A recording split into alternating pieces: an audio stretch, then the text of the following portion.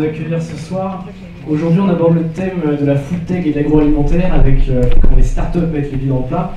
On va parler des grands enjeux de l'agro et particulièrement de la food tech. Il faut savoir qu'on a 7,5 milliards d'humains à nourrir aujourd'hui. Il devrait être 10 milliards en 2050, donc c'est un marché qui va être colossal. Et les startups, les agriculteurs et la grande distribution, ils ont un rôle à jouer qui est énorme dans ce nouveau défi.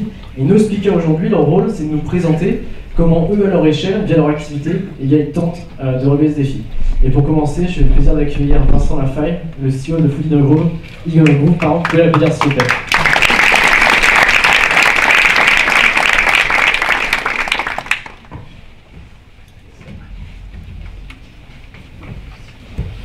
Bonsoir. Donc, je vais vous parler un peu de mon parcours entrepreneurial et puis un peu de la food tech en général, que nous côtoyons quotidiennement. Voilà. Donc, moi je suis ingénieur agroalimentaire, ensuite j'ai fait l'IAE et j'ai travaillé pendant 16 ans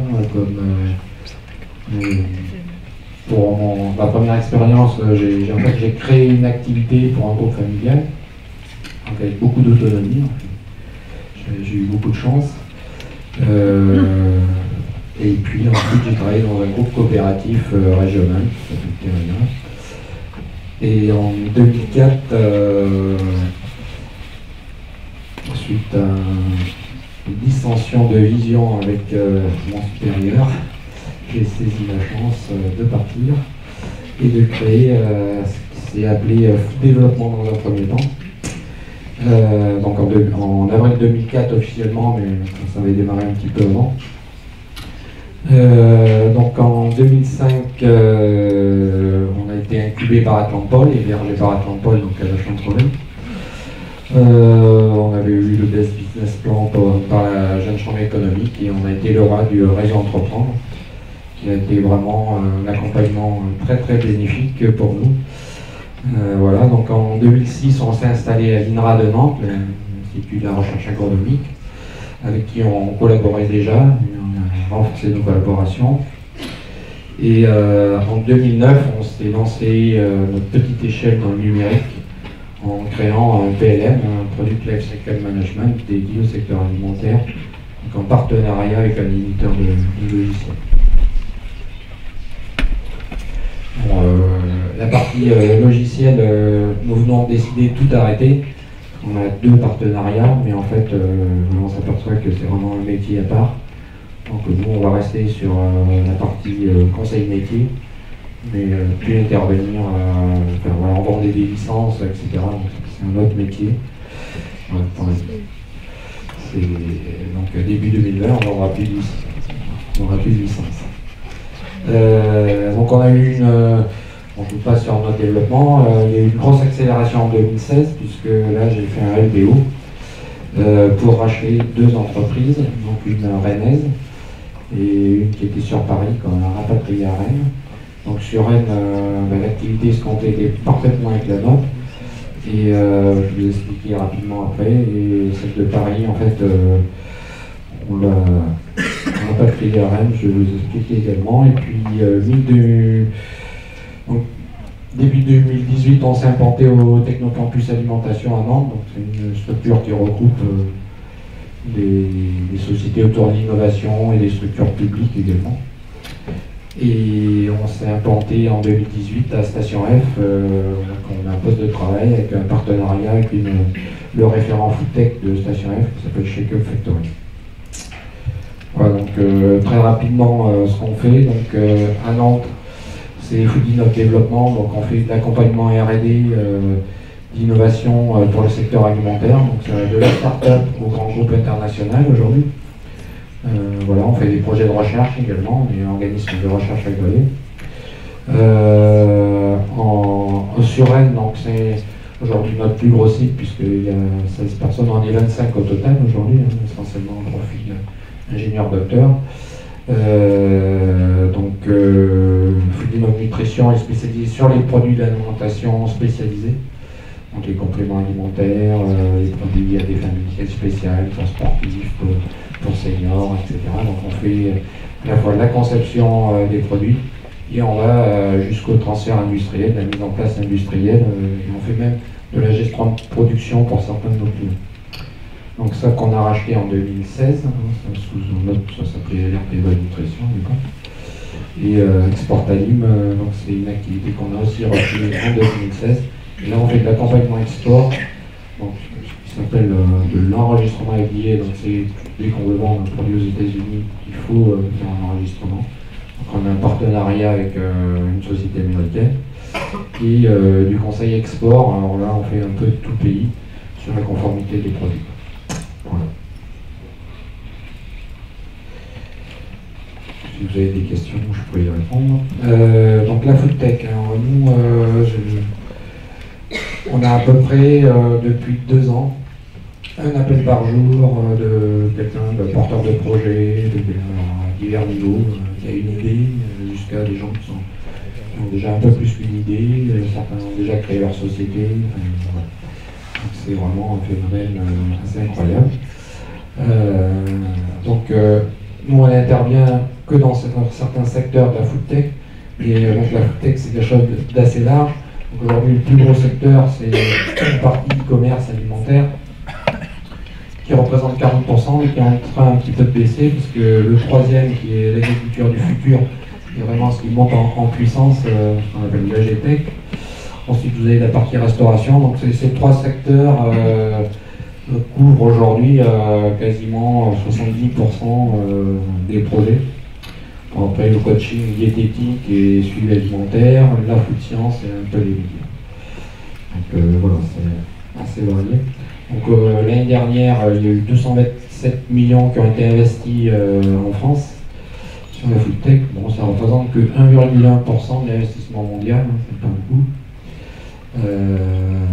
Et donc au niveau, je dirais, de la partie food tech, on sent vraiment que là il y a une maturité, voilà, qu'il y a des projets un peu plus matures qui nous arrivent aujourd'hui. Voilà,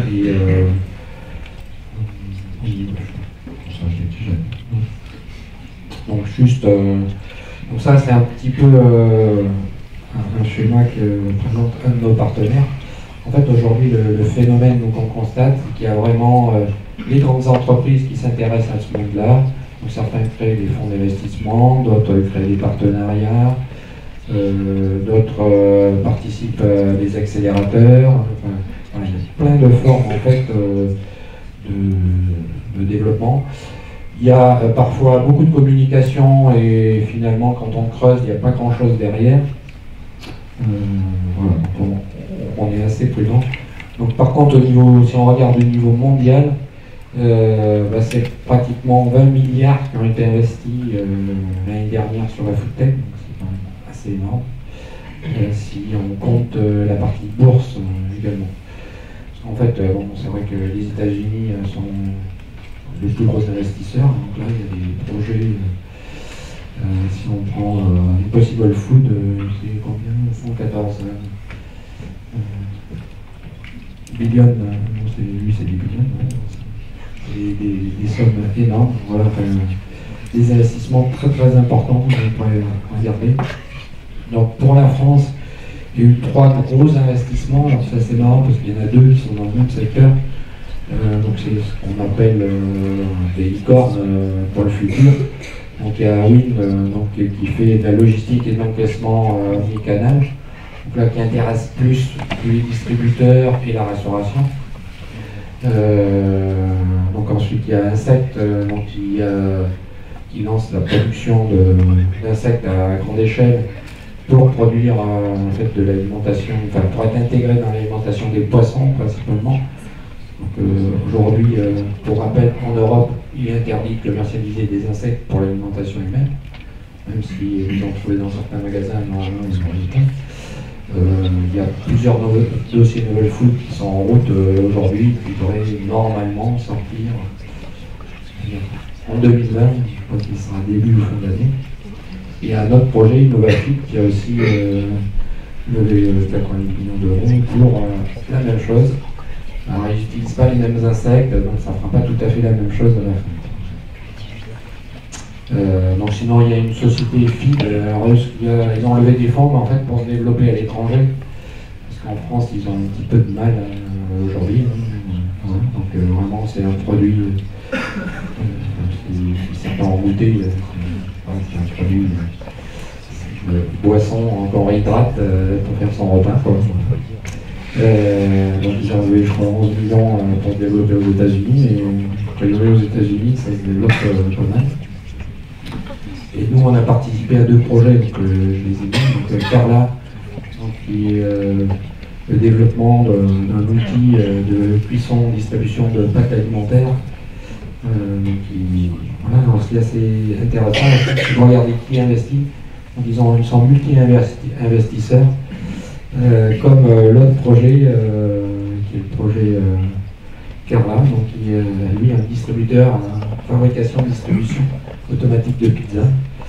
Voilà, donc, sur ces 2 projets, nous on a travaillé donc, sur la partie produit, pas sur la partie robotique, c'est pas du tout notre métier. Voilà, et puis on va participer à un projet qui va être présenté, je pense, par Startup Palace à suivre. Donc il y a un accélérateur de start-up à Nantes. Voilà, donc il faut toujours viser la Lune, car même en cas d'échec, on a atterri dans les étoiles. Voilà, si vous avez des questions, je suis à votre disposition. Pourtant, il y a des entreprises françaises qui sont spécialisées dans la création et la vente d'insectes. Il y en a notamment une qui fait plusieurs millions de chiffres d'affaires. Une conductrice à Toulouse. Je crois. En fait, ils contournent un petit peu, voilà, parce qu'il y en avait 2 qui s'étaient créés à Nantes. Donc on en a accompagné une des 2 et elle a malheureusement disparu parce que ils avaient commencé à vendre leurs produits dans les bars, enfin, des caves à vin, etc., comme accompagnement apéritif. Et la DGCRF leur a fait tout retirer. Normalement, en fait, beaucoup contournent en passant par l'étranger. Puisque c'est autorisé, certains, en Angleterre, ils sont tolérants. En Belgique, il y a 4 insectes d'autorisés. En Suisse, il y en a 1 ou 2. En Hollande, il y en a 2 ou 3. Et normalement, c'est clair, c'est interdit. Donc c'est un novel food, ce qu'on appelle. C'est un nouvel aliment. Depuis 1996, en Europe, tout ce qui n'est pas consommé couramment avant doit faire l'objet d'un dossier novel food, donc qui prouve qu'il n'y a pas de danger pour la population. Donc là, ça rentre plus pollutant. Manger pas d'insectes. C'est pas dans nos habitudes alimentaires, même s'il y a un peu plus d'1 milliard de personnes qui en mangent tous les jours. Donc, pas important. Merci Vincent, on va passer au second talk et Philippe va poser ses questions après dans le débat. Vous pouvez l'applaudir, merci.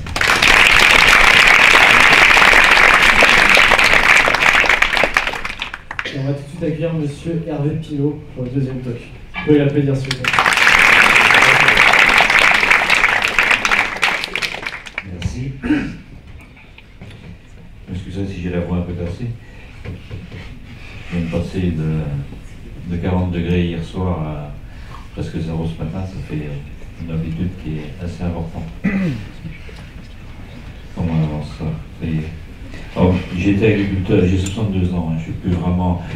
J'ai plein de jeunes que j'ai plus ou moins accompagnés dans la ferme digitale, les startups, dont une on parlait tout à l'heure, qui est à Nantes, qui s'appelle Winat. Ils disent tous qu'ils sont start-upers, fils d'agriculteurs. Moi, je dis que je suis agriculteur, père de start-upers.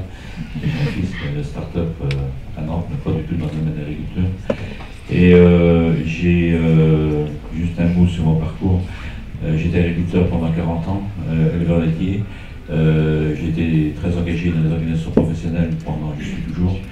Et le hasard de la vie m'a emmené à m'intéresser par la communication numérique et à écrire 2 ouvrages, 2 essais sur le numérique dans l'agriculture, et puis depuis faire un certain nombre de conférences. Je vais vous parler pas de ce que j'ai fait, parce que je suis un agriculteur tout à fait classique, mais de la vision un peu, la façon dont je vois les choses, et puis dont j'aimerais bien vous voir travailler dessus en fait pour changer 2 ou 3 trucs.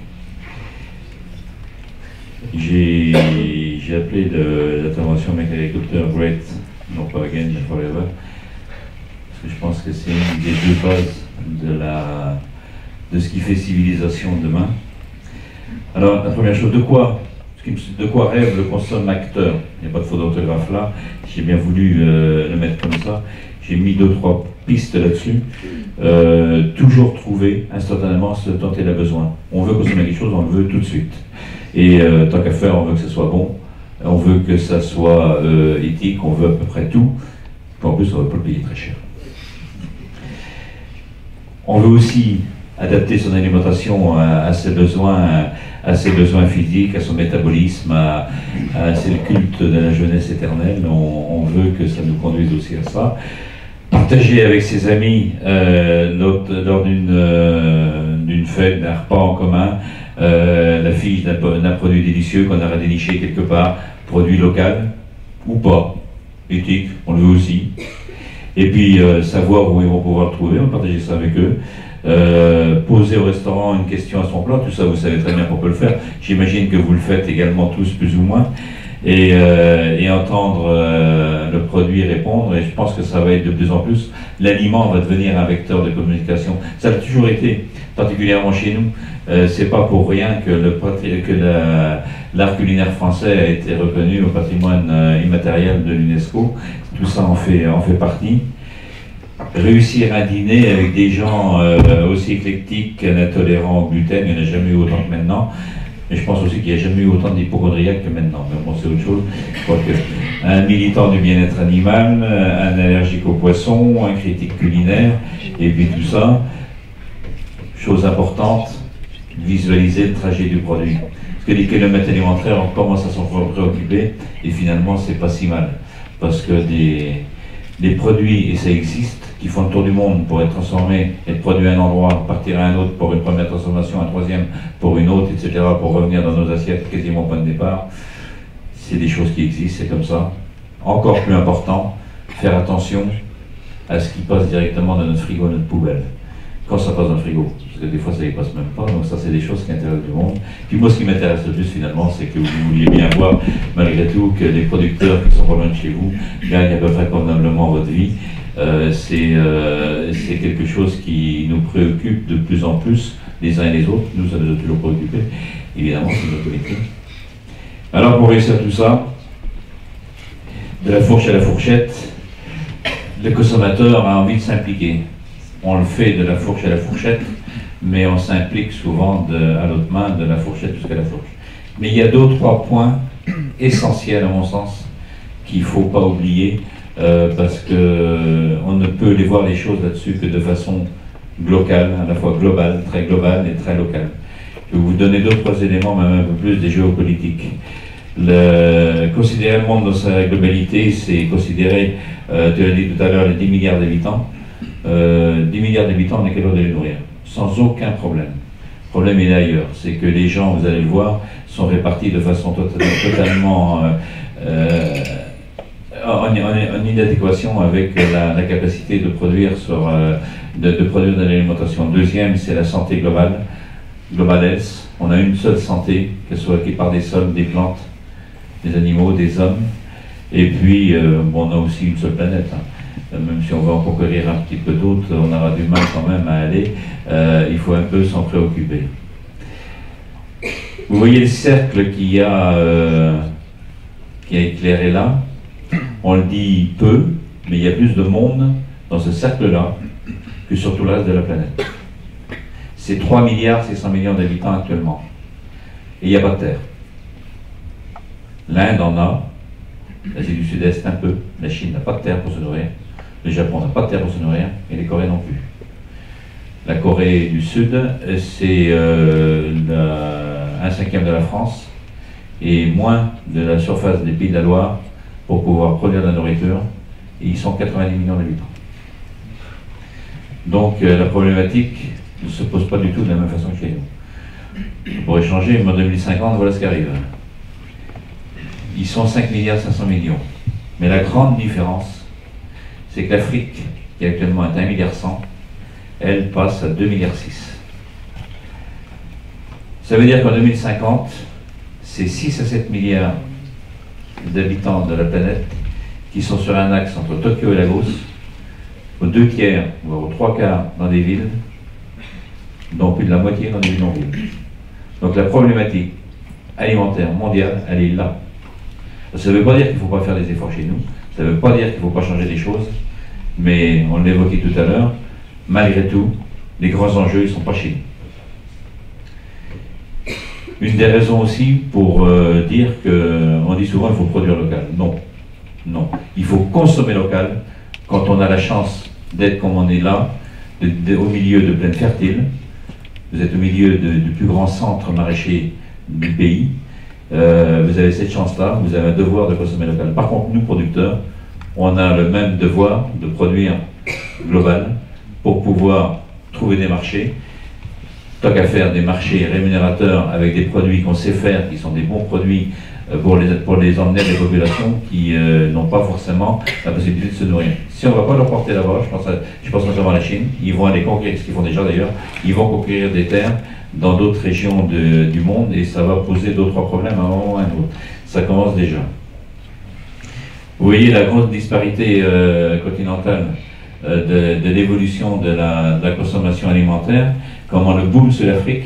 Et ce qui est dramatique, c'est que chez nous, quoi qu'on en dise, les populations diminuent et on va encore augmenter notre consommation dans les années qui viennent. Donc on a plein de bonnes intentions et c'est très bien, mais il va falloir les mettre en œuvre. Deuxième problématique, c'est la santé globale à appréhender.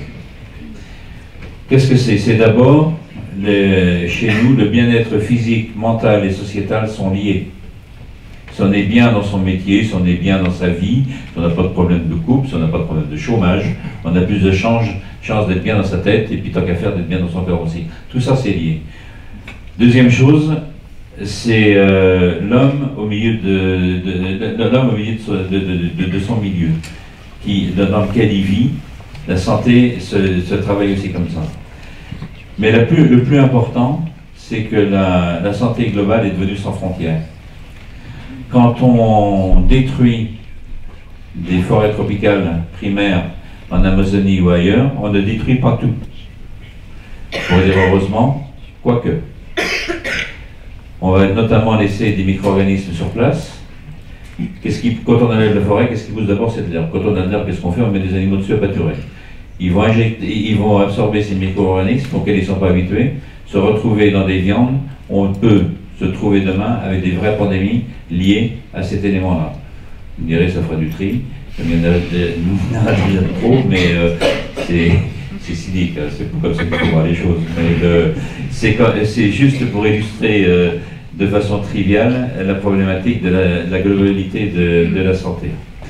Alors c'est une science qui est très nouvelle, sur laquelle il est intéressant de se préoccuper. La France peut devenir leader là-dessus, Lyon notamment est en train de travailler énormément là-dessus, de façon très globale, en mettant toutes les disciplines. Ils ont quelques centres de recherche, notamment Mérieux là-bas, qui travaillent là-dessus, de façon très importante. La troisième problématique, c'est celle de la planète. Il y a plusieurs problématiques là-dessus. Évidemment, la santé de la planète nous concerne. C'est des équilibres à établir. Je ne dis pas à rétablir, parce que de toute façon, on ne remettra pas les choses telles qu'elles étaient, et puis combien même est-ce que c'est utile. La planète, c'est un être vivant, comme nous, qui évolue, à bien et à mal. Mais il va falloir refaire des équilibres d'un certain nombre de choses. On parle beaucoup de la biodiversité. Oui, c'est important. Peu important pour moi, il n'est pas là. Peu important pour la planète, il est là. En 1970, on était 3 milliards d'habitants sur la planète. On consommait chacun 1 tonne 350 d'équivalent pétrole. En 2000, on était monté à 6 milliards. On consommait 1 tonne 6. En 2035, on sera 8 milliards et demi. Et on consommera chacun 2 tonnes d'équivalent pétrole. Tout ça, essentiellement d'origine fossile, parce qu'il en restera assez. Le détail est là. Donc toutes les autres problématiques dans lesquelles on est ne sont rien, à mon sens, à côté de celle-là. Et ça, c'est tous les enjeux que les agriculteurs demain vont devoir résoudre pour continuer à produire beaucoup plus, parce qu'il y aura beaucoup plus de besoins. Et quand on parle, par exemple, si je vous parle de l'énergie, vous allez me dire, il n'y a rien à voir avec l'alimentation. Oui et non. Parce qu'on va devoir aussi produire pour faire de l'énergie. On peut faire les deux très facilement, parce qu'on peut très bien utiliser des déchets pour faire de l'énergie, je pense au méthane par exemple, mais il y a d'autres solutions aussi. Il y a des beaux centres de recherche sur la méthanation et la gazéification ici à Nantes. Donc on peut très bien tirer le meilleur pour manger, on peut manger le meilleur, on peut manger le reste, et puis le reste en faire autre chose. Donc c'est ce qu'on va devoir faire. Alors pour ça, la première chose, de grâce, évitons la vision machinéenne des choses. Les choses ne sont pas blanches ou noires. Il n'y a pas une agriculture vertueuse et une autre qui serait sale, c'est pas vrai du tout. Il n'y a pas des grosses exploitations industrielles qui font de la saloperie, mais des petites qui feraient forcément des choses bien. C'est beaucoup plus compliqué que ça. Et il y a surtout une place pour l'ensemble. Alors on va devoir imaginer une agriculture pour demain. Je vais enlever mes lunettes parce que je verrai mieux. Grâce à toutes les technologies, pourquoi 3 minutes, bon c'est bon, j'ai presque fini. Pourquoi grâce aux technologies? Parce qu'on va devoir produire plus avec moins, avec beaucoup moins d'intrants. Par contre, il y a une chose qu'on n'a pas exploitée encore. C'est toute l'intelligence qui est dans la nature. On ne l'a pas utilisée. Pourquoi? Parce que notre cerveau n'est pas capable vraiment de tout capter, ce qu'il peut y avoir. Et je pense qu'avec l'apport du numérique, on va pouvoir capter tout ça. Quand on parle de permaculture, je pense qu'il y a des choses très sympas à faire avec ça, mais n'imaginez pas que dans 5 ans, vous allez manger ce qui est produit par la permaculture, ce n'est simplement pas possible. Il va falloir beaucoup plus de temps que ça. Ça ne veut pas dire qu'il ne faut pas commencer à travailler dessus, il faut surtout le faire. Il ne faut pas espérer tout de suite on dit qu'il n'y a plus de temps long. S'il y a un temps long, il y en a un, et il faut laisser le temps de pouvoir le faire. Favoriser l'émergence d'agriculteurs entrepreneurs. Le métier d'agriculteur est finalement un métier très récent. Les gens produisaient de quoi se nourrir, de quoi nourrir leurs chevaux et leurs bœufs pour faire le travail, mais ce n'était pas fondamentalement un métier. Créer une économie rurale qui soit florissante, plutôt qu'à faire respecter l'environnement dans lequel on est. Pour ça, créer des coalitions de multi-acteurs, entreprises, agriculteurs, consommateurs, c'est un petit peu ce que vous essayez de mettre en place. Pensez le numérique en commun. Il y a une voie à travailler là-dessus. Le numérique, avec une vision très concentrationnaire sur les hubs, les GAFAM d'un côté, les Chinois avec les BTX de l'autre, nous emmènent dans le mur, j'en suis convaincu. On a un vrai travail à faire autour du numérique en commun. Demain, on ne pourra pas, par exemple, avoir des capteurs partout, dont on n'utilise que 10% de leurs possibilités, qui mangent de l'énergie, qu'on va multiplier, qui mangent des terres rares et tout ça. Il y a un vrai travail à faire pour le travail en commun si vraiment demain on veut avoir des résultats. Et enfin, toutes les agricultures du monde sont concernées, et on aura besoin de toutes. J'ai volontairement mis 3 types d'agricultures qui sont différents, et ces 3 photos qui sont réelles, qui ne sont pas truquées. Le paysan, c'est au Kenya, avec son bébé dans un bras et le smartphone dans l'autre. Des grandes plaines américaines avec une batterie de moissonneuses-batteuses, et puis un éleveur qui lui est en France. On aura besoin de toutes ces agricultures, et notre réussite va dépendre de notre volonté d'agir. Et moi aussi, j'aime bien finir par ça, parce que là où il existe une volonté, il existe un chemin. Et je vous remercie.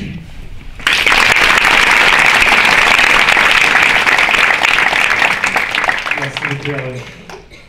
Je peux t'installer sur scène. Merci. Et pour terminer, on peut demander à Michael de me rejoindre sur scène. Vous pouvez l'applaudir, s'il vous plaît.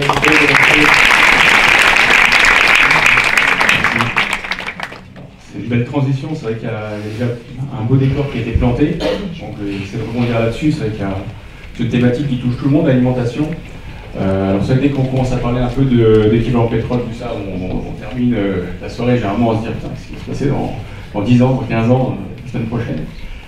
Donc je vais parler des solutions potentielles, je vais parler de comment des solutions potentielles peuvent émerger, avec quel type d'esprit, avec quel type d'opportunité. Parce que c'est vrai que nous sommes face à des enjeux quand même assez majeurs de ce siècle. On va parler du réchauffement climatique, de la raréfaction des énergies non renouvelables. C'est globalement ça qui donne le là de tout le reste.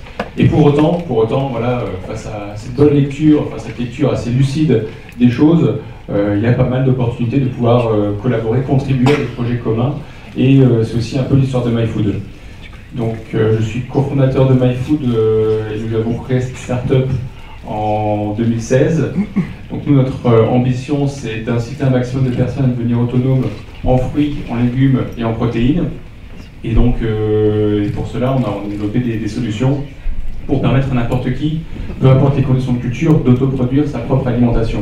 Donc on a parlé de l'agriculture, on va dire, assez classique, on a parlé un peu des agtech aussi. Donc nous, très clairement, on a mis en œuvre des technologies de pointe avec un certain esprit pour réussir à collaborer et évoluer très rapidement. Donc en quelques mots, je ne suis pas fils d'agriculteur, donc ça aurait été bien pour les médias pour leur raconter ça, tout ça, il y en a qui le font, mais non, je suis fils d'employé de bureau, il n'y a pas de souci. J'étais consultant informatique pendant quasiment 10 ans, donc je viens absolument pas du monde de l'agriculture, mais du monde vite fait du numérique, maintenant on appelle ça digital, voilà, donc plus, on va dire des ordinateurs au sens large. Et c'est vrai que, bon, en démarrant ma carrière, entre guillemets, en 2008, c'est vrai que c'était un peu la douche froide, c'était un peu l'année de la crise, hein, pour ceux qui s'en rappellent, ceux qui étaient peut-être encore un peu jeunes. Donc rapidement, je n'étais pas le seul, on s'est posé pas mal de questions sur l'avenir du salariat, l'avenir sur un tas de sujets. Qu'est-ce que c'était finalement un ingénieur? Quelle était la place d'un ingénieur dans un monde en transformation? Donc on nous avait, on va dire, bercé à des illusions d'un monde qui n'existait déjà plus en 2008, donc il fallait se réinventer. Et à ce moment-là, en 2008, ça paraît un peu assez incroyable, mais l'entrepreneuriat, la start-up, c'est un concept très nébuleux pour les diplômés sortis d'école, ils en parlaient assez peu.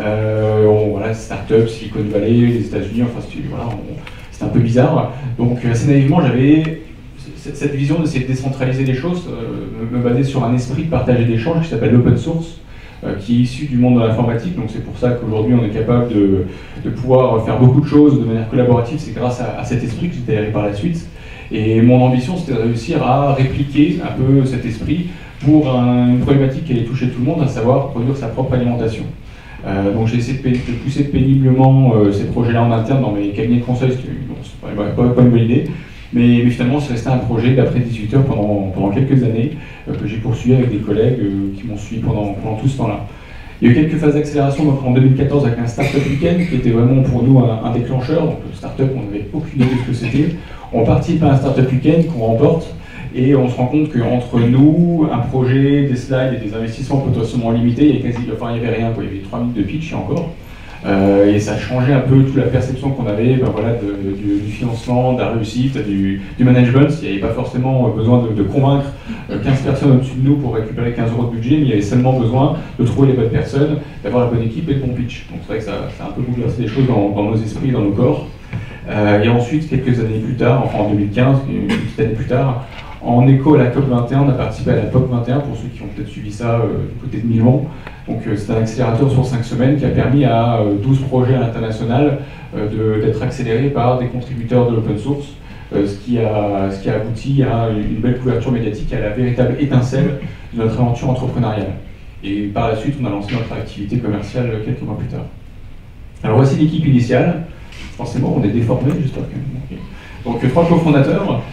Donc Mathieu et Johan qui étaient de l'aventure depuis le tout début, hein, depuis 2010 on a commencé à expérimenter voilà, permaculture, aquaponie et d'autres solutions de culture innovantes. Kevin qui nous a rejoint en stage sur la partie logistique et Margot, notre première business angel, qui nous a suivis, qui a adoré notre vision. Donc on a été pitché à un TEDx en 2015, enfin peut-être début 2016, et en descendant de scène, voilà, elle a été convaincue, elle a investi avec nous les premiers 15 000 € qui aujourd'hui paraissent assez dérisoires, mais qui sont les plus importants. C'est la première personne qui a mis physiquement son argent dans une société, enfin dans la nôtre, donc qui commençait vraiment potentiellement à croire à notre vision, même si au début on n'avait pas grand-chose, un petit prototype et encore, et à peine quelques clients. Alors notre mission, nos valeurs, c'est fournir à l'humanité des outils pour produire une alimentation saine, riche et ultra fraîche, de manière durable aussi. On a parlé de l'aspect impact environnemental. On cherche aussi à unifier les acteurs du changement, puisque je parlais de l'importance du côté collaboratif tout à l'heure. On a naturellement limité les émissions de CO2, sans plastique à usage unique, parce que c'est vrai que c'est un gros sujet aussi, et sans pesticides. Donc on va expliquer comment on y arrive de manière assez poussée. Et sans OGM, parce que pour l'instant les OGM ont des modèles qui ne nous conviennent pas. L'esprit c'est naturellement de partager la connaissance pour pouvoir stimuler l'innovation et je vais expliquer comment ça a contribué au bien commun, et c'est ça qui pour nous peut pousser une réelle transition écologique. Alors, dans le cahier des charges initial, ce qu'on voulait, c'était laisser l'opportunité à un maximum de personnes de pouvoir entrer dans l'expérience d'autoproduction, donc démarrer sans expérience avec peu de temps. Donc voilà, c'est ce que les ingénieurs savent faire relativement bien. On va partir d'un cahier des charges et essayer à peu près de le respecter. Limiter le temps de maintenance, parce qu'aujourd'hui, on est bien obligé de rester salarié et de pouvoir avoir une activité en dehors du fait de produire sa propre alimentation. Et de proposer une expérience plaisante, parce qu'on a parlé aussi du plaisir, hein, c'est pas uniquement faire des usines à salade complètement ignobles, mais d'être capable de créer des expériences qui soient ergonomiques, plaisantes, où on aime passer du temps.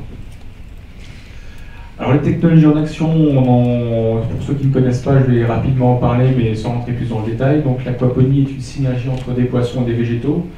La déjection des poissons, elle est là pour nourrir le végétal en azote, donc c'est son engrais. Et ça permet de créer des circuits fermés qui utilisent très peu d'eau et qui sont très peu consommateurs en ressources.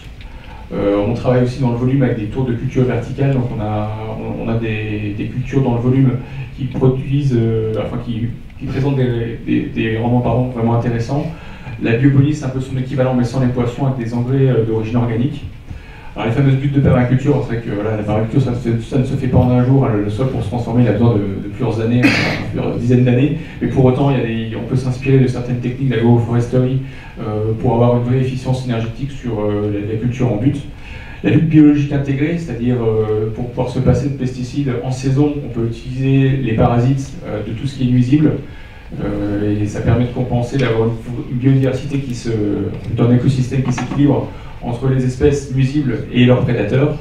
Et ça se met en place, des techniques empruntées au maraîchage durable qu'on met dans la main des particuliers. Un calendrier de culture intégré, vous allez voir à quoi ça ressemble. Le système, sinon je ne vais pas vous en parler, ce sont des serres connectées. Donc on arrive à optimiser un rythme de culture tout le long de l'année et proposer ça directement à nos utilisateurs. Et la partie connectivité, donc voilà, on parlait de capteurs tout à l'heure, il y a un peu d'intelligence dans ce qu'on fait, bon il y en a un peu beaucoup, il y a l'intelligence aussi, on va dire, émotionnelle parfois dans la conception de nos produits, et surtout le fait de mettre les gens en relation entre eux, c'est aussi une intelligence collective, et aussi l'intelligence un peu dans le dur, l'intelligence d'algorithmes, qui sont là pour accompagner l'expérience. Alors voilà à quoi ça ressemble. Donc c'est une serre connectée de 22 mètres carrés, donc qui articule des techniques de culture en verticale.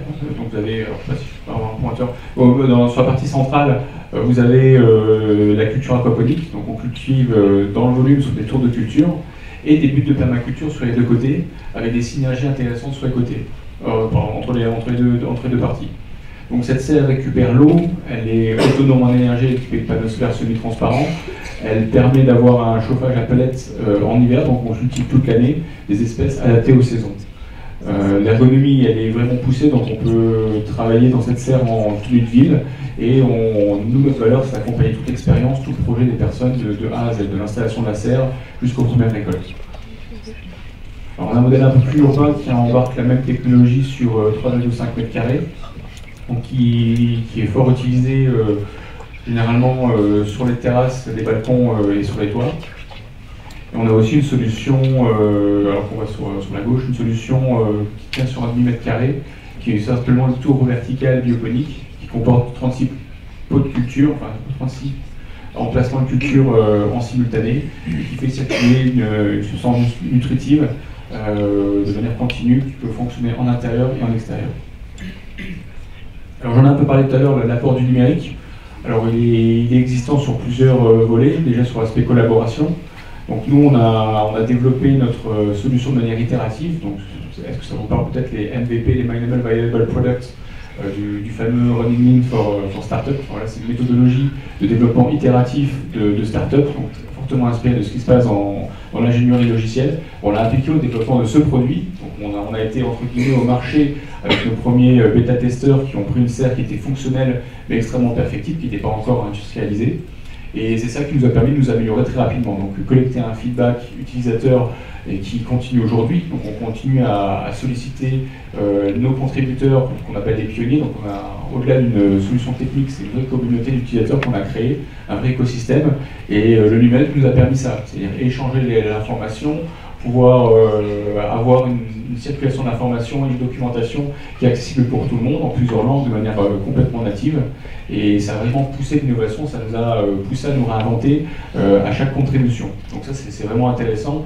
Et par-dessus ça, on a des algorithmes qui analysent des données critiques qui sont captées sur les serres, à savoir l'humidité de l'eau et d'autres paramètres sur la température. Donc ça nous permet de faire travailler des algorithmes qui vont donner des notifications intelligentes pour optimiser le fonctionnement de la serre. Donc ça, c'est plus un échange, on va dire, d'informations dans l'autre sens. Donc les algorithmes donnent des informations directement aux utilisateurs. Et sinon, c'est un réseau social dédié qui permet des interactions entre personnes qui se rencontrent parfois pour que justement des nouveaux rentrants puissent être accompagnés par des personnes de notre communauté un peu plus expérimentées. Donc on lui met 5 minutes, je vais essayer d'aller assez vite. Donc les performances agronomiques, naturellement, c'est l'absence de polluants constatés, donc c'est des mesures qu'on a effectuées par des laboratoires, par exemple Capinum ou Eurofins, sur les plastiques, les métaux lourds, les pesticides. Naturellement, on a constaté plus de fibres et plus de protéines végétales et plus de vitamines. Donc il faut savoir que quand on travaille en ultra frais, on dispose de plus de vitamines que sur un végétal qui a voyagé. Voilà, au bout de quelques heures, on perd une bonne partie des vitamines dans les végétaux. Donc l'aspect ultra frais, il a une vraie pertinence d'un point de vue nutritionnel et santé. Et l'esprit de communauté, donc cet esprit de communauté, de partage et d'échange qui est directement inspiré de l'open source, nous pousse à un véritable devoir de transparence. C'est-à-dire que tout ce qu'on produit en termes de connaissances et même de compétences, on le publie sous un format libre, donc n'importe qui est capable de télécharger nos plans, nos logiciels, les modifier, les adapter. Et cette transparence qui est quand même assez indispensable dans le domaine qui touche à l'alimentation, un domaine qui touche, on va dire, à ce qu'on consomme au quotidien, c'est tout à fait en adéquation avec ces valeurs qu'on porte, ces valeurs de l'esprit open source, qui poussent aussi nos contributeurs à témoigner, à organiser des visites chez eux en toute transparence, et naturellement des contributions qui mènent à des développements parfois de nouveaux modules. Donc nous publions nos résultats, nos recommandations, notre source code, nos plans, des données anonymisées, donc ce qui nous permet aussi de travailler avec pas mal d'écoles, des écoles d'ingénieurs, des écoles d'agronomie, des écoles de commerce. Sont forcément intéressés par cette approche parce qu'il y a un minimum de barrières à l'entrée. Et généralement, quand les contributeurs passent du temps, qu'on essaie de récompenser par des actions parfois commerciales, eux préfèrent directement rétribuer des associations ou faire des dons, voilà, pour parler un peu de l'esprit de notre écosystème. Alors vous êtes un exemple de webinaire, enfin de conférence en ligne. Aussi une des opportunités du numérique, c'est de se connecter une fois tous les mois et demi, et de répondre aux questions de notre communauté en direct. Voilà, nos agronomes sont là pour directement répondre et présenter un peu les problématiques des saisons, changement de saison, qu'est-ce qui se passe en hiver, et tout ça. Et notre évolution depuis 3 ans, donc là, on a dépassé les 200 serres connectées là, sur 14 pays, principalement en Europe. Et sur les entreprises, on est assez bien positionné sur tout ce qui est hôtel, chambre d'hôtes, restaurants, cuisiniers, les EHPAD. Pour tout ce qui est prise en charge non médicamenteuse dans les EHPAD, il y a un vrai aspect, un vrai rôle thérapeutique du fait d'être en contact avec le végétal et pouvoir cultiver, peu importe sa condition et sa santé. Et aussi des partenariats industriels et institutionnels sur des projets pilotes aménageant le territoire, centres de recherche et écoles d'ingénieurs. Et voilà, merci.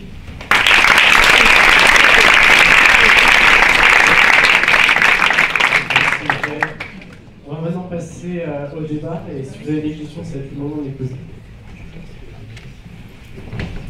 On va faire passer un micro dans la salle, et puis ça va être vos questions.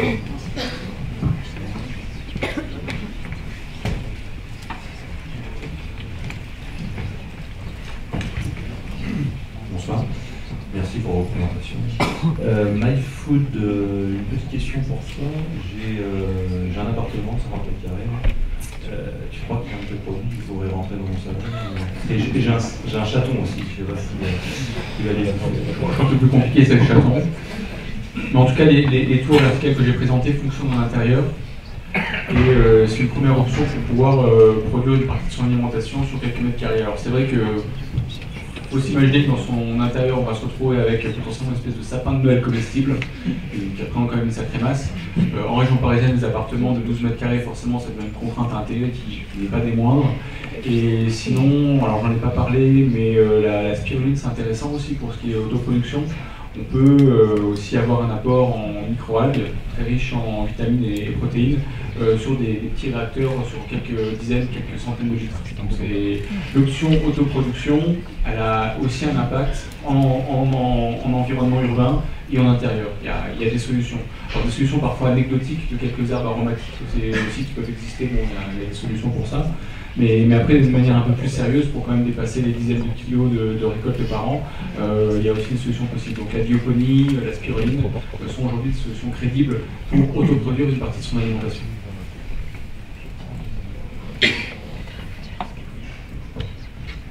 C'est une question sur j'en un peu vite. Moi j'ai une question. On a ici un public où il y a beaucoup d'étudiants qui sont encore en train d'apprendre, la partie éducation. Est-ce qu'aujourd'hui le fait de consommer plus local, une production plus locale, c'est quelque chose qu'on va devoir intégrer finalement dans l'éducation très tôt des enfants, mais aussi dans l'éducation scolaire, etc. Peut-être Hervé, tu veux parler de ça? Ouais, je pense que c'est essentiel. C'est pas par la production qu'on verra le changement. Le producteur lui produit ce qu'on lui demande de produire par rapport à la consommation. Et c'est par la consommation que je pense que les changements viendront. La première chose, c'est effectivement l'éducation. L'agriculture urbaine, tu l'as très bien décrit, comme tu l'as décrit là, à mon sens, n'a pas vraiment d'intérêt au niveau économique chez nous. Par contre, elle en a deux autres qui sont énormes. C'est ce côté pédagogique et d'avoir envie de faire par soi-même un certain nombre de choses. On revient à faire des jardins, hein, c'est aussi simple que ça, mais c'est une vraie valeur. Le deuxième, que tu n'as pas abordé là, moi j'avais vu l'an dernier, il y a 2 ans, une mission à Toronto et à Chicago, c'est un rôle de réinsertion sociale pour des publics qui ont eu des accidents de la vie, de produire quelque chose, de l'alimentation pour eux et pour d'autres, ça redonne une fierté aux gens. Il y a cet élément-là qu'il faut prendre en compte. Donc oui, l'éducation, évidemment. Vous savez, moi, quand on a parlé de revenir à l'école sur 5 jours, il y a 3 choses que j'ai voulu qu'on fasse. C'est apprendre dès le plus jeune âge aux gamins à coder, parce que c'est essentiel, ça va être essentiel demain. Deuxième, c'est leur apprendre à cuisiner, parce qu'il n'y a rien de mieux que de cuisiner soi-même pour gaspiller moins, et apprendre à jardiner pour savoir vraiment la valeur de ce qu'on met dans son assiette. Ça n'a pas encore été vraiment fait, mais il n'est jamais trop tard.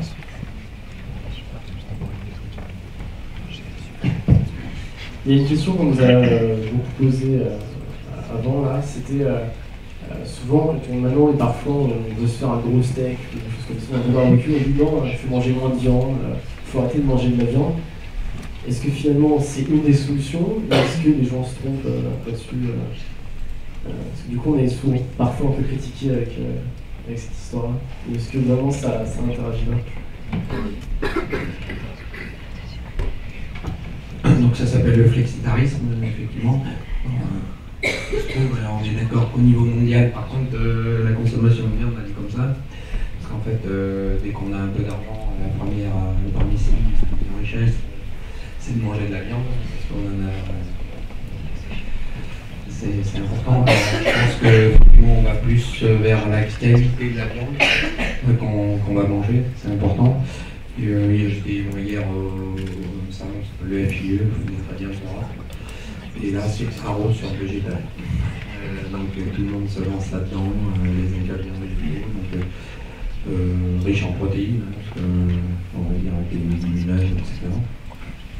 Et de toute façon, c'est clair que si on regarde l'équilibre de notre alimentation, on n'a pas besoin de manger autant de viande, hein, c'est 85 kg par personne et par an en France, pour information. Bon, avec 60, on a largement ce qu'il faut. Par contre, si on le véganisme, qui lui est une décision un peu extrême, on va dire, de changement, qui est lié plus au bien-être animal d'ailleurs qu'à la qualité de l'alimentation, je dirais aujourd'hui un petit peu marginal, on va dire, hein, si on regarde, c'est 2% à peu près. Et par contre, si on est vegan, il faut quand même complémenter. Parce que c'est bien, c'est pas bien, on peut discuter. Je partage totalement. Il faut venir pas encore consommé du tout. J'en ai produit toute ma carrière, ça sera ennuyeux quand même d'utiliser ce contraire. Mais consommer moins et mieux, oui. Au moment, les régions qui consomment le plus de viande en France et en Europe, c'était les régions minières. Pourquoi? Parce que les mecs, quand ils montaient de la mine, un steak, ça faisait du bien quand même. Et en plus, ils avaient des moyens, ils n'étaient pas trop mal payés. Jamina l'a vécu, mais après, ça avait fait un peu de bien quand même, parce que c'est passé, ils avaient des sous. On n'est plus dans ce temps-là, donc il n'y a plus besoin de ça. Par contre, après, on dit souvent qu'il faut manger 5 légumes par jour, fruits et légumes par jour. C'est pas si vrai que ça, et il faut manger probablement une vingtaine de fruits et légumes différents par semaine. Et où il y a quelque chose qui est terrible, c'est qu'on a concentré les choses en termes de production. Depuis que l'homme a domestiqué la nature, on a domestiqué à peu près 5800 espèces de plantes. 80% de la population mondiale en mange 20. Et là-dedans, 4, le riz, le blé, le maïs et les pommes de terre, font 60% de la consommation. Alors, si demain on ne consomme plus de protéines animales et qu'on ne change pas le reste, on va à la catastrophe. On le voit d'ailleurs.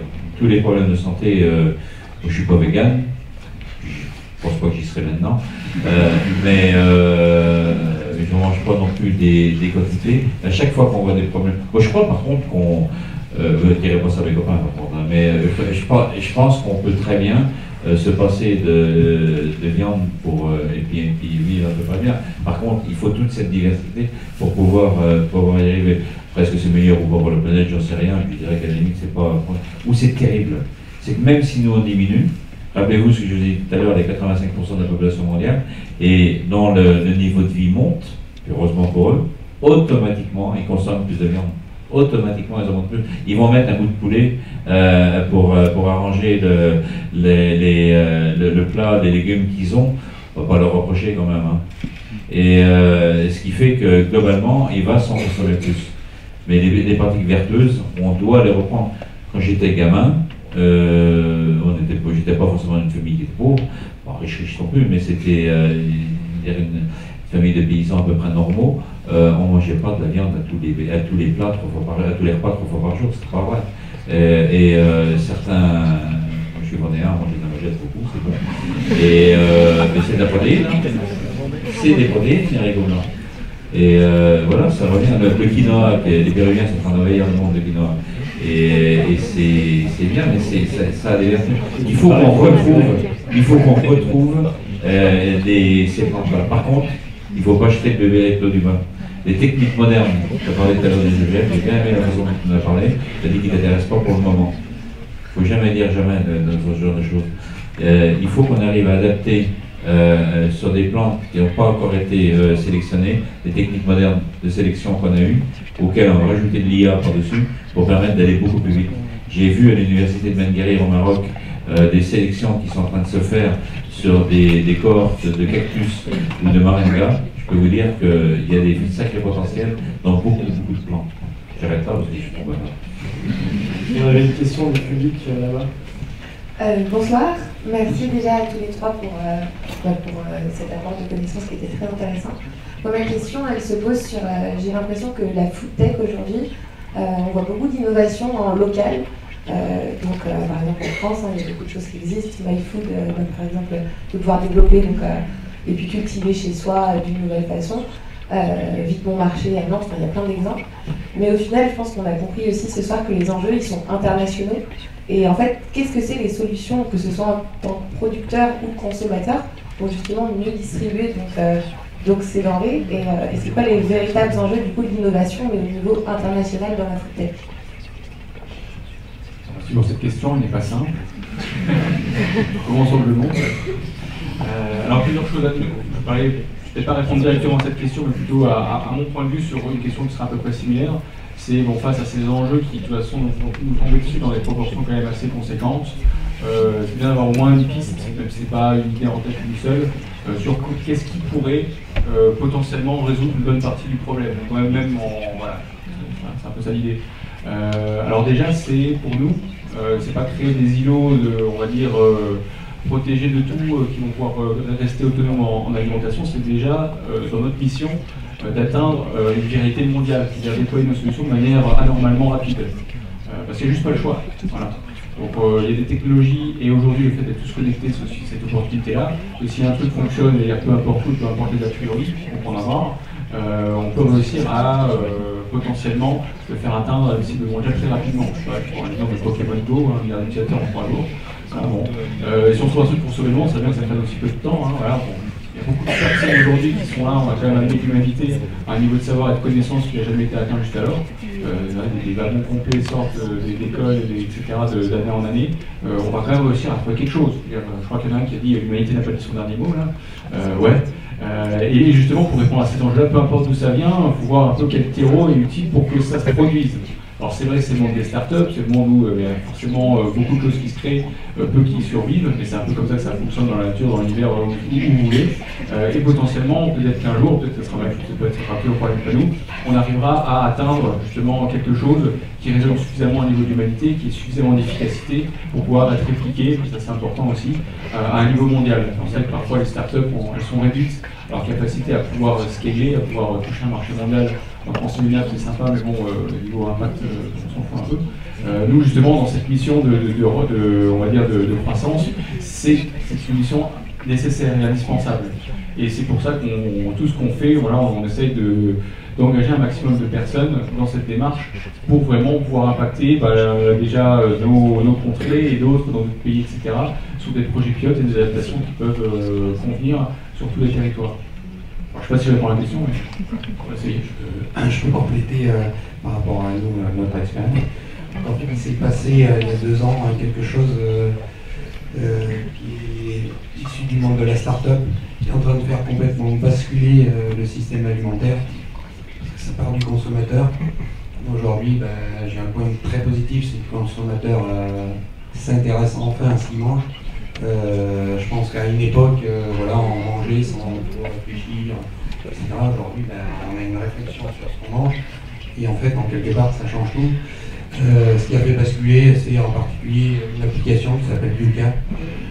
Voilà, nous, ce qu'il faut savoir, c'est qu'à peu près 50% de nos projets, c'est enlever les additifs dans les produits. Donc, c'est parfois compliqué, parce qu'on n'arrive pas à faire la même chose. Ça peut être dangereux. Je le précise bien, parce qu'on n'est pas à l'abri en enlevant, actuellement c'est très à la mode, je dirais, des sels nitrités, d'avoir des maladies qui avaient disparu, qui réapparaissent. Donc il faut quand même faire très très attention. Voilà, risque-bénéfice à bien jauger quand même. Et en fait, ce qui est en train de se passer, c'est que finalement, du consommateur, on est en train de remettre en cause tout le système alimentaire en remontant. Puisque finalement, après, si on fait un peu d'histoire, dans les années 50, on avait la chimie. C'était une solution. On l'essayait, ça marchait, on le mettait en route, personne ne se posait de questions. Voilà, c'est pas une critique, ça fonctionnait comme ça. Aujourd'hui, c'est différent, on se pose la question. Et donc, en fait, là, par contre, le chantier, il est énorme. Donc, il faut s'y mettre à tous. Moi, dans la présentation précédente, j'avais dit c'est 50 ans de R&D agricole et agroalimentaire à refaire, on remet tout à zéro. Donc voilà, ça ne va pas se faire en 2 jours. Voilà, il y a plein de choses qui émergent. Bon, il y a des choses, voilà, je sais pas, faire un steak à partir de cellules souches, pourquoi pas. J'étais plutôt réticent, puis à mesure que je rentre dedans, je me dis c'est quand même peut-être pas mal parce que on va faire du steak à partir de végétaux en mettant une copie du sang pour que ça ressemble à un steak, etc. Bon. Finalement, en fait, il faut vraiment reconcevoir les produits, quoi. Pas essayer de refaire les produits d'avant, tout reconcevoir. Et donc, en fait, ça va jusqu'au monde agricole, hein, en cascade derrière, puisque s'il y a des pesticides dans le produit qu'on transforme, de toute façon ils y seront à la fin. Donc si on veut plus de chimie, à un moment il faut vraiment tout changer. L'enjeu est énorme. Mais je partage assez ça. Yuka, c'est un virus qui est rentré dans l'agroalimentaire, qui est irréversible. Il y a 10 boîtes qui dominent l'agroalimentaire dans le monde, à peu près. Kellogg's, Mars, Nestlé, moi je ne connais pas tous, mais à peu près 10. Ils avaient une constante, tous, c'était la culture du secret. Ils sont en train de faire un virage à 180 degrés pour passer, ils n'ont pas le choix, pour passer à la culture de la transparence la plus totale. C'est intéressant, essentiel, mais ça ne va pas se faire dans l'espace de quelques années, ça demande du temps. Après, moi j'y vois un gros risque pour nous agriculteurs. J'ai signé une tribune au nom du Conseil national du numérique récemment, qui a été co-signée par une cinquantaine de personnes. Il y a un vrai risque demain de voir les agriculteurs devenir des travailleurs de plateforme. C'est-à-dire qu'en passant à la transparence, en ayant tous ces besoins, ces gens-là vont devenir des donneurs d'ordre, parce qu'on ne va pas les détruire comme ça quand même. Est-ce qu'il faut les détruire? Je ne sais rien. La production sera commodité de cette façon-là. Est-ce que ce sera bénéfique pour l'environnement? J'ai des doutes. J'ai des doutes, parce que si l'acteur de base n'a pas son mot à dire sur la façon de travailler, j'ai des doutes sur la finalité. Par contre, c'est très intéressant, c'est que les élites, et on en est, qui vont donner là-dessus, l'impact, il va être mondial sur des populations qui donneront moins. J'arrive d'Abidjan, je vous ai dit que j'arrive de la pays des choses, c'est Abidjan, qui est une ville qui est en train de se bouleverser, rien qui de Lagos. L'alimentation qui est dispensée dans ces villes-là ne vient pas du local. Et là, c'est dommage d'ailleurs, mais il y aura un impact aussi sur les populations là-bas, parce qu'ils ne pourront pas durablement fournir de la merde à certains pays, il n'y a pas d'autres. Donc il y a un impact, mais où je suis d'accord aussi, c'est que c'est 20 ans, 30 ans, 40 ans. Je dis souvent dans mes conférences qu'il faut avoir à la fois l'ambition et l'humilité des bâtisseurs de la cathédrale. L'ambition, c'est de faire quelque chose de grand, et l'humilité, c'est que si on pose la première pierre, on ne mettra pas le coq sur l'eau du clocher. Ça, il faut l'avoir en tête. Vous avez une question Oui, bonsoir. Je voulais savoir ce que vous pensiez du rôle, de l'implication de l'État et de la législation sur la nourriture, sur ce qu'on achète. Par exemple, quand on va au supermarché, qu'on va acheter du miel et qu'on est obligé de lire l'étiquette pour apprendre que ce n'est pas du miel, que c'est que du sucre, ou qu'on va acheter du sucre roux et en fait c'est du sucre blanc qui a été teinté avec du caramel pour nous faire croire que c'est du sucre de canne. L'État parle de la responsabilité civile, de lire, de s'informer, etc. Mais est-ce que vous pensez qu'il a aussi une responsabilité sur ce qui se passe sur les produits transformés, sur notre éducation, donc sur ce qu'on achète, et aussi sur la responsabilité des entreprises? Vous parlez de c'est à vous de faire de la recherche sur la nourriture de demain, etc. Mais est-ce que ce n'est pas aussi à l'État de financer ça et de montrer son implication? L'État il finance à travers les structures de recherche. La plus grosse structure de recherche en France, ça s'appelle INRA. C'est 8000 personnes, donc c'est énorme. Donc il finance à 100% l'INRA, quasiment. Il y a un peu de fonds d'entreprise, mais ça représente, je pense, moins de 10% de leur revenu.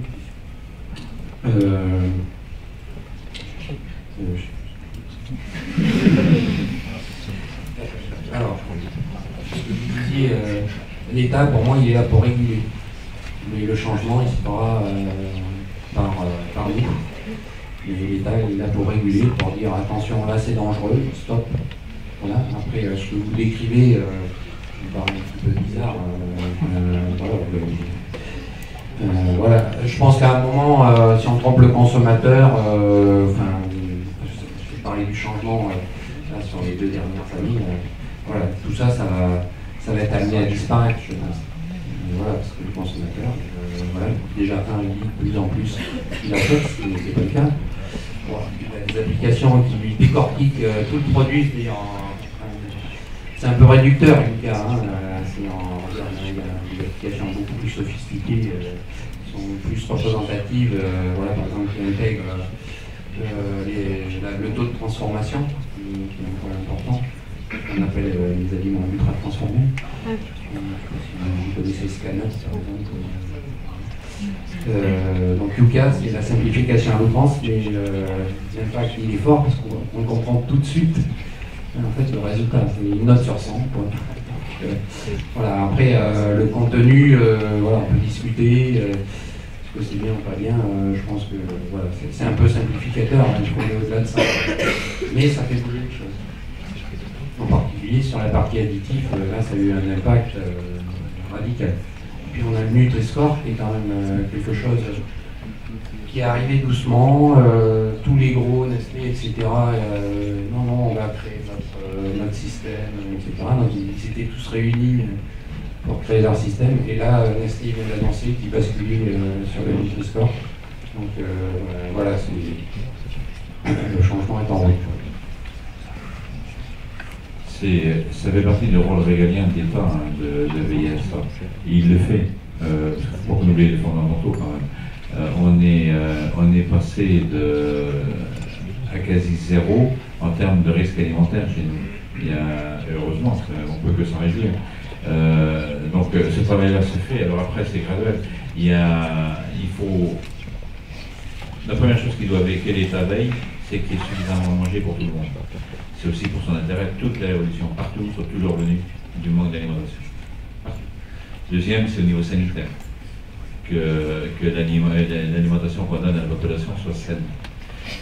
Après, qu'elle corresponde à des normes. Là, on arrive dans des choses plus compliquées. Je dirais que chez nous, c'est plus l'État, c'est l'Europe qui le fait. Quelque part, c'est l'État à un autre niveau, mais on a une certaine harmonisation de l'État dessus. Alors là, où c'est bien compliqué après, c'est qu'il faut mettre ça en harmonie avec des accords commerciaux internationaux qui se créent. Dont je parlais en matière d'alimentation, même si l'accord n'est pas là-dessus, de l'accord du CETA et de celui du Mercosur. On fait un focus sur l'alimentation parce que c'est là qu'il y a problème. Et les normes ne sont pas les mêmes.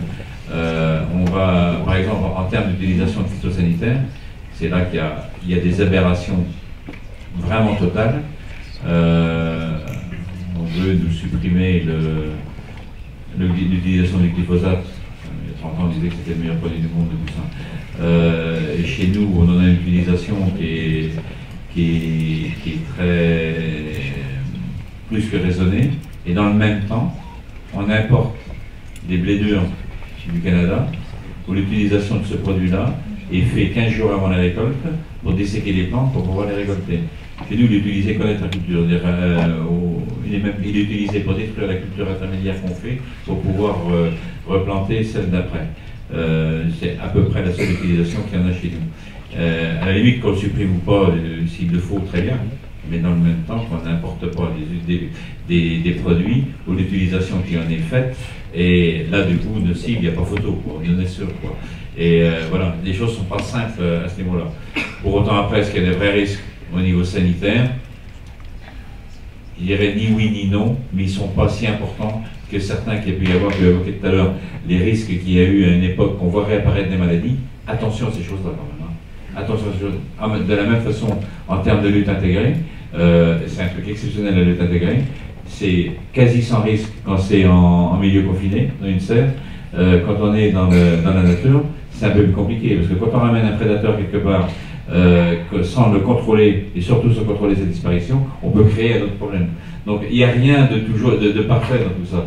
Il faut je ne dis pas que c'est un problème, mais on peut, avec une mauvaise utilisation, de créer. Pour ça que je dis tout à l'heure qu'il faut éviter des visions manichéennes des choses. Alors effectivement, rien n'est simple. Hein. L'État, on peut le percevoir de plusieurs manières. Chacun ses représentations, ses archétypes. À quoi doit servir l'État? Je pense que c'est surtout un rapport à la confiance. En qui on peut encore faire confiance. Alors j'ai donné plusieurs exemples sur l'État, justement, à la transformation du numérique. Forcément, l'État, c'est toujours celui qui aura 3-4 trains de retard, voire plus. Prenons l'exemple, par exemple, du tourisme. À l'époque, l'État, son rôle, c'était de réussir à référencer tous les châteaux, tous les visitables, d'accepter les visites avec les heures, machin. C'est le rôle de l'État. Ah ouais, parce que quoi, il n'y avait pas Internet, il n'y avait pas Google, il n'y avait pas tous ces outils finalement décentralisés, enfin qui va être perçu comme décentralisés, dont des contributeurs ont détourné la confiance, non pas directement l'État qui donne un label. Ça peut encore exister, mais c'est soit des consommateurs qui disent oui, non, bien, pas bien, voilà quoi. Donc finalement, à quoi servent encore les services de l'État qui référencent les châteaux? Plus grand chose, puisque c'est des gens en se baladant qui collectent l'information, le gars qui passe à vélo, etc., etc. Donc l'État se transforme, le rapport même à la confiance se transforme, c'est mieux d'avoir confiance en l'État. Alors c'est vrai que l'État a été transformateur quand même, il faut reconnaître ce qui va être reconnu, sur quand même des transformations d'aménagement du territoire assez balèzes quand même sur les 50 dernières années. Aujourd'hui, dès qu'on déplace un truc dans l'autoroute, c'est la fin des haricots, voilà, faut voir un peu accepter ce que c'est le rôle d'un État dans les années 50, 70, etc. Est-ce que c'est aujourd'hui? C'est-à-dire quelque chose où n'importe qui peut se lever et contester un truc, ça va être pété en ligne, casser des pieds à tout le monde, voilà, le rapport à l'autorité quand même, il était bousculé, le rapport à la hiérarchie, le rapport à l'autorité, donc qui peut être déporté au niveau de l'Europe, qui même aujourd'hui se pose la question de ce qui se passe au bout de chaîne. Le bout de chaîne, c'est le pot de devant mon thé, et je me dis, ok, prononce EU, hors EU, qu'est-ce que c'est ce bordel? Le truc, c'est que maintenant, et on parlait de la transparence, c'est que maintenant, pour 150 balles, on peut même faire une campagne participative pour financer un test sur ce miel. Et ça coûte 1 € à tous ceux qui sont intéressés par savoir ce qu'il y a vraiment dans ce miel. Donc ça devient accessible. Et se rendre compte que c'est bien pas possible, que les Chinois ont fait un truc incroyable voilà, pour faire passer le miel, et que derrière, le rôle de l'État, en dehors d'être un agent, on va dire, de régulation, son but c'est aussi de faciliter les échanges économiques entre les acteurs, et voilà, donc c'est aussi son... Voilà, il y a un peu des deux, hein. Je fais le tampon, voilà. J'ai encore la possibilité, grâce à mon âge, d'avoir cette vision, mais voilà, d'un côté, c'est rien n'est simple. Des contre-exemples, il y en a tout un tas. Et par contre, ce qui change, c'est la rapidité de développement des technologies. Une application où, a priori, il n'y a aucune raison de mettre en cause on va dire, son honnêteté par tout un tas de mécanismes techniques que je ne décrirai pas aujourd'hui parce qu'on s'en fout, ferait en sorte qu'on pouvait faire tout facilement confiance à une application, à une communauté d'utilisateurs qui certifie un certain nombre de trucs, qui décentralise complètement l'aspect confiance. Je ne vais pas parler de la blockchain, trucs comme ça, mais en fait, c'est le concept de pouvoir décentraliser la confiance de manière immatérielle. Et du coup, le rôle de l'État, qui était un peu ça, qui chapeautait un peu la structure, l'information, voilà, le bien, le mal, tout ce que tu veux, finalement, il n'aura pas le choix de se transformer lui aussi, avec 3, 4, 15 trains de retard, comme ça a été le cas pour le tourisme. Voilà. Qui se plaindra aujourd'hui que on a un système plus performant de guidage par son smartphone que l'État qui vous donne des cartes routières de où ça bouchonne ou pas, mise à jour une fois par an. Voilà. Bon, voilà, des choses comme ça. Donc c'est vrai qu'une interactivité et surtout une évolution des outils qui a été infiniment plus rapide que le fait que l'État se transforme. Je ne vais pas rentrer dans le détail, mais entre les fusions de grandes régions et autres, les acteurs justement régulateurs de l'État ont tenu mal déjà à trouver un propre business model à eux. Voilà. C'est des questions qu'on a amené à se poser. Donc je comprends cette inquiétude, mais il faut bien se rendre compte qu'aujourd'hui le rapport à l'autorité, à la transparence, à la confiance est complètement en train de se bouleverser. Je partage ma compartie.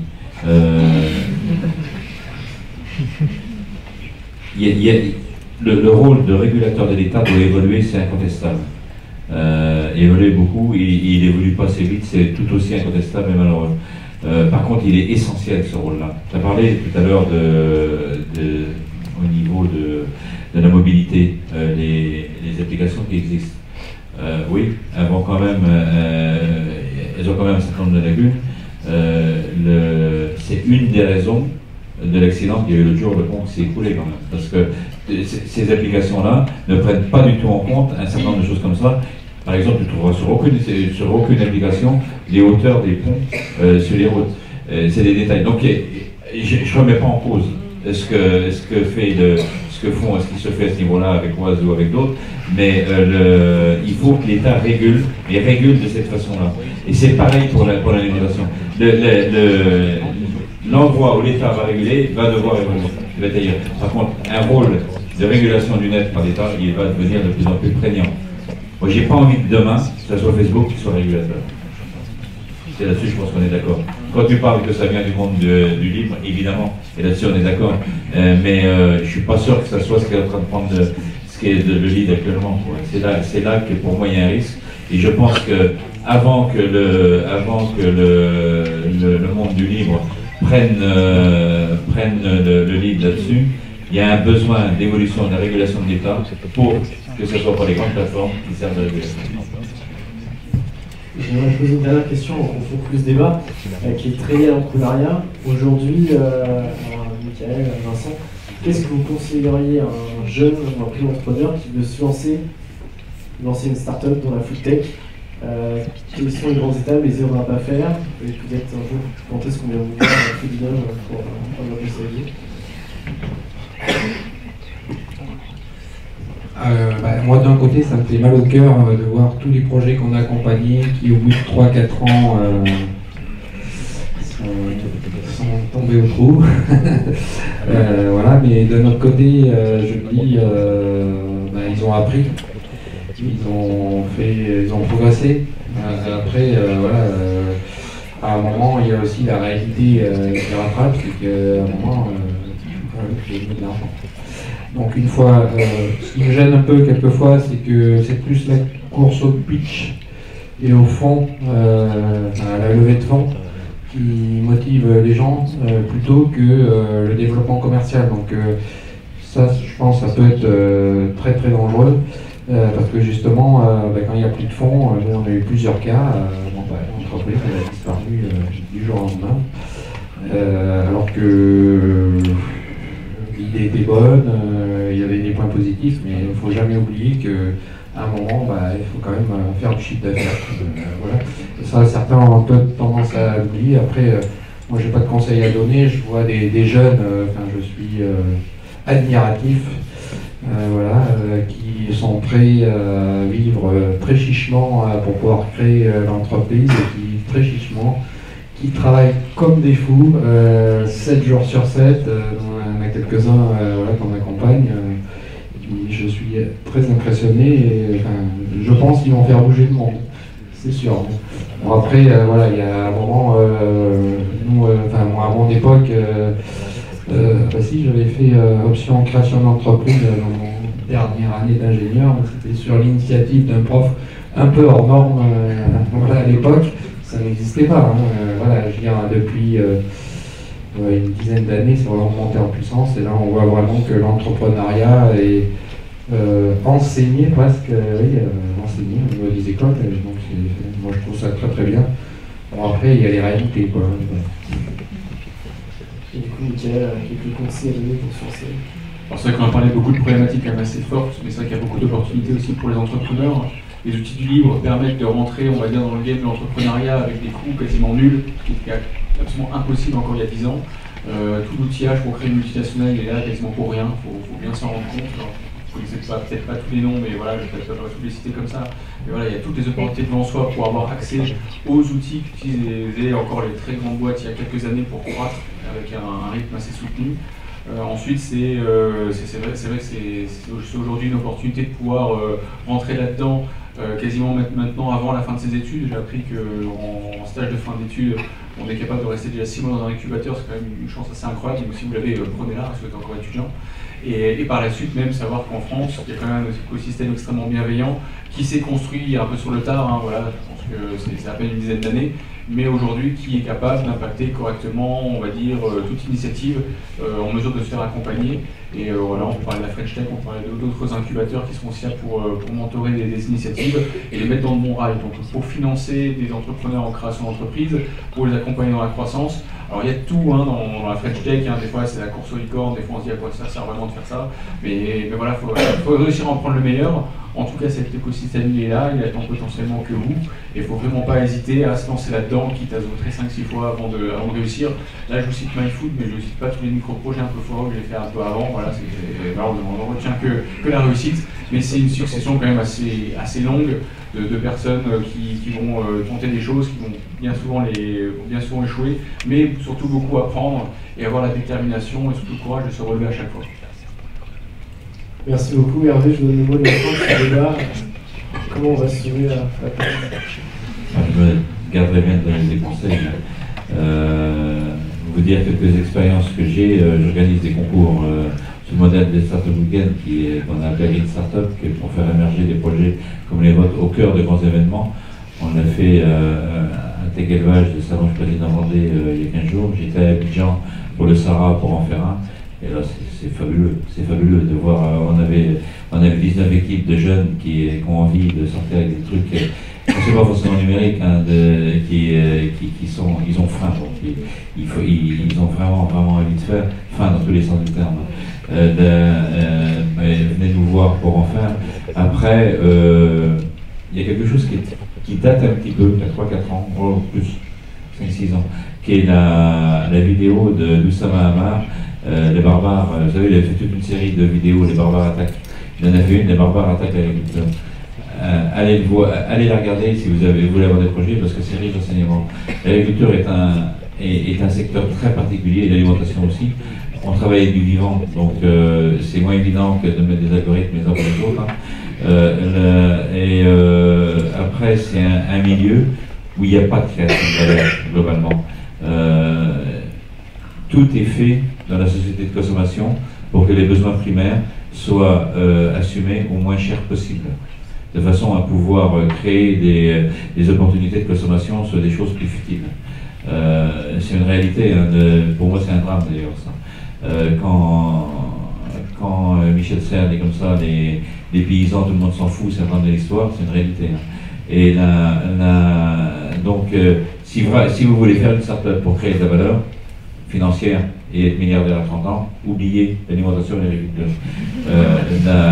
Mais c'est peut-être pas votre seule envie. Après, si vous venez dedans, allez fouiller, il y a des pépites à aller chercher dans des choses à faire. Oubliez de faire la énième marketplace pour vendre des circuits courts, il y en a déjà 10 fois de trop, et elles se pendent toutes, les unes après les autres, parce que tu peux témoigner aussi, puis il y a des secteurs, mais il faut vraiment chercher, quoi. Et oui, de nouveau, venez faire avec les startups, le prochain festival. Après on en fait un à Paris, et après on vous envoie dans des gens plus sérieux que nous, par contre, avec qui on a pour être un peu sérieux, une vraie complémentarité pour construire ça. Et se dire qu'il faut du temps aussi pour monter des projets en alimentation et agriculture, peut-être plus que dans d'autres secteurs, parce que le temps, la notion de temps n'est pas le même. Pour faire pousser une plante, il faut le temps de la végétation. Pour engraisser un animal ou en faire du lait, il faut le temps que la nature offre. Voilà. Mais pour autant, il y a des choses à faire intéressantes. Merci beaucoup à vous trois. Vous pouvez tous vous applaudir.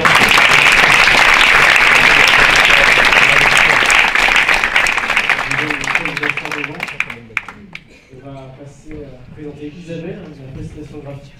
Est-ce que tu es prête? Pas du tout.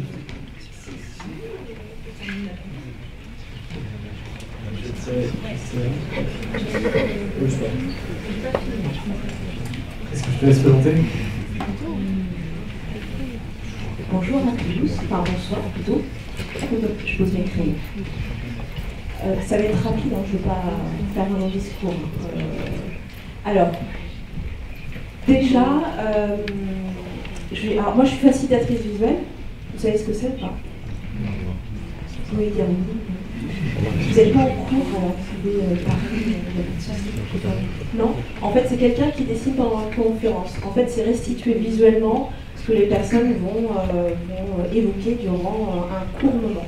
Voilà, donc je restitue sans avoir concrètement ce qui va se passer, c'est la plupart du temps de l'improvisation. Donc là, j'avais les grandes lignes, et donc je suis partie...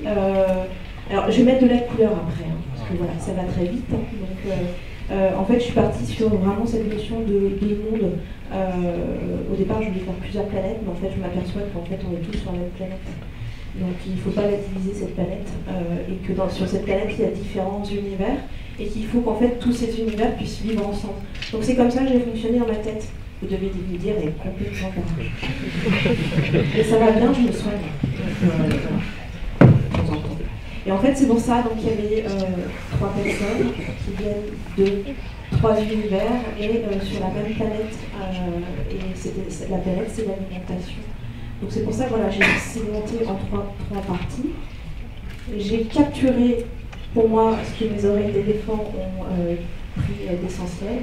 Et au travers de tout ça, voilà, cette fameuse planète où il y avait vous, ces échanges que vous avez pu avoir entre vous.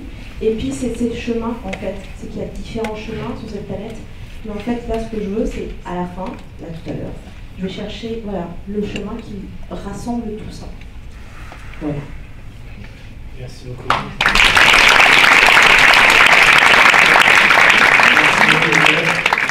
J'ai maintenant invité Mathieu Legac à me rejoindre, qui va vous parler du nouvel accélérateur vert. Bonsoir à tous. Je suis ravi d'être là parce qu'on vient de se dire que ce monde de la food tech, ça prend du temps. Et nous, ça fait 14 mois qu'on a pris notre bâton de pèlerin parce qu'on avait une vision, une conviction, c'était de se dire qu'on avait chez Startup Palace plusieurs accélérateurs dans le monde des médias, dans le monde de l'assurance, et aucun n'était à Nantes. Donc on n'avait pas de clients à Nantes. Et c'était un peu fâcheux. Et donc on s'est dit, comment est-ce que nous, finalement, avec les équipes de Startup Palace, on peut contribuer au territoire et aux acteurs qui en ont le plus besoin. Et en fait, a émergé hyper rapidement ce monde de l'agroalimentaire, qui est coincé entre la Bretagne et les Pays de la Loire, où on a des leaders, au moins nationaux, si ce n'est européens, qui construisent, produisent notre nourriture. Et par rapport à tous les enjeux que vous avez extrêmement bien décrits tous les trois, on s'est dit comment est-ce que finalement on peut les fédérer, ces acteurs de l'agroalimentaire, pour qu'ensemble ils inventent en friction avec des startups la nourriture de demain. Et du coup je suis très heureux de vous annoncer, c'est un peu une exclue pour le Mashup, puisque lundi dernier, Sodebo, Eurial, la Belle-Illoise et les Brioches Fontenot ont dit oui, c'est bon, on y va, ensemble, on va faire le premier accélérateur français dédié à la foodtech. Et ils ont décidé de travailler de manière collaborative sur 4 challenges prioritaires par rapport à ce monde de l'agroalimentaire. Le premier, c'est les emballages, en produire moins, mieux, biodégradable. Et ça, la tâche est vraiment loin d'être simple. Vincent en a un petit peu parlé, c'est ce qui concerne tous les nouveaux ingrédients, donc moins d'additifs, tout en conservant toujours mieux les aliments. Toutes les nouvelles technologies liées à ça. Tout ce qui va être nouvelle forme de distribution, des systèmes en circuit court comme MyFood. Et surtout, le dernier challenge, c'est mieux communiquer, une communication plus transparente de ce qu'ils produisent aux consommateurs. Et donc l'objectif de Miam, ça va être vraiment d'accélérer des startups avec l'énergie des grandes entreprises. Parce que nous, chez Startup Palace, on est vraiment convaincus qu'il ne faut surtout pas opposer les startups et les grandes entreprises, mais plutôt se servir de leurs forces pour qu'ensemble, ils arrivent à créer des super boîtes, des champions qui innovent. Et donc l'objectif, va être, par rapport à ces enjeux, d'identifier les meilleures startups qui sont en capacité de résoudre ces enjeux. Et nous, chez Startup Palace, on va faire en sorte que ces industriels du monde agroalimentaire, ils ouvrent leurs portes, leurs usines, leurs experts, pour qu'ils puissent créer et accélérer ces startups. Voilà, tout simplement.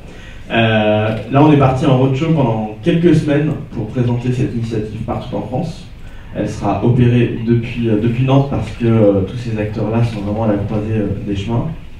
Et on a pour objectif de sélectionner ces startups-là fin avril et le programme démarrera en mai, tout début mai dans la foulée. Voilà. Donc n'hésitez pas à candidater, on sera très heureux, et d'en parler autour de nous, on sera très heureux de discuter avec vous. Voilà. Merci Mashup. Merci.